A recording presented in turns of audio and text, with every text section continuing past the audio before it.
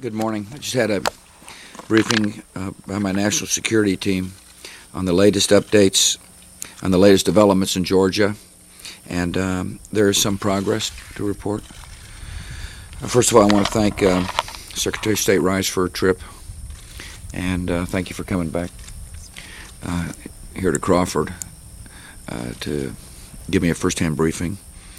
She went to Tbilisi, met with President Saakashvili and his team, and during that time, the President signed the six-point peace plan negotiated by President Sarkozy on behalf of the European Union.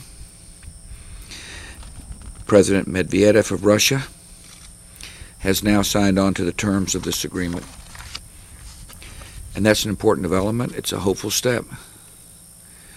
Now Russia needs to honor the agreement and withdraw its forces, and of course end military operations.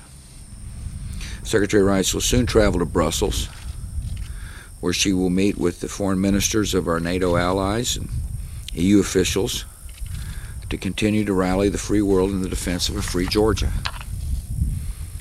This morning also was briefed by Secretary Gates on the U.S. military's humanitarian mission to help the Georgian people recover from the trauma they have suffered. In recent days, military flights have landed in Georgia to provide relief supplies, and more will be arriving in the days ahead. A major issue is Russia's contention that the regions of South Ossetia and Abkhazia may not be a part of Georgia's future. But these regions are a part of Georgia, and the international community has repeatedly made clear that they will remain so. Georgia is a member of the United Nations, and South Ossetia and Abkhazia lie within its internationally recognized borders.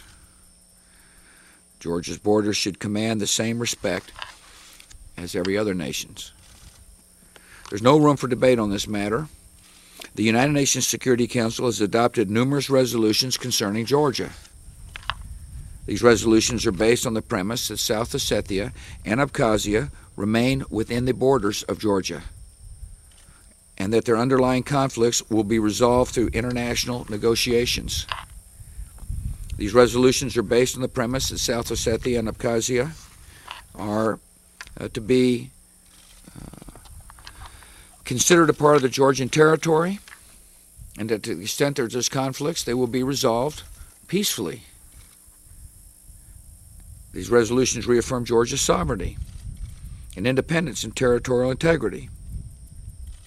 Russia itself has endorsed these resolutions. The international community is clear that South Ossetia and Abkhazia are part of Georgia, and the United States fully recognizes this reality. We will continue to stand behind Georgia's democracy. We will continue to insist that Georgia's sovereignty and independence and territorial integrity be respected. Thank you very much.